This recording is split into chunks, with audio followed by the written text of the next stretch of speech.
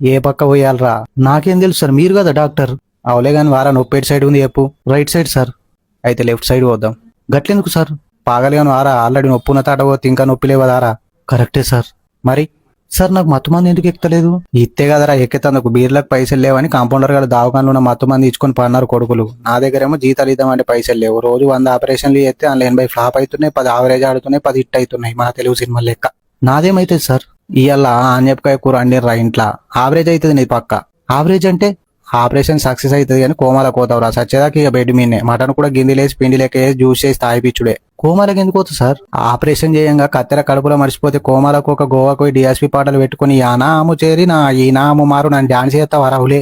కత్తెర కడుపులు ఎందుకు మర్చిపోతారు సార్? నాకు మటన్తో తినని మైండ్ పనిచేయదురా. మొన్న గట్లనే ఒకనికి కిడ్నీ ఖరాబ్ అయిందంటే కొత్త కిడ్నీ పెట్టిన. ఆ రోజు మా ఇంట్లో కాకరకాయ కూర నక్క దారంతో కుట్లేక సుజిల్ దారంతోనే ఇష్టం. ఆడు పొద్దుగల ఫోన్ చేసి సార్ క్రికెట్ ఆడంగా కిడ్నీ కింద పడదు ఏం చేయాలన్నాడు. అవలే కానీ వారా కింద పడ కిడ్నీ మళ్ళీ పెడితే నీకు ఇన్ఫెక్షన్ అవుతుంది, నాకు సైడ్ పేరు వస్తుంది.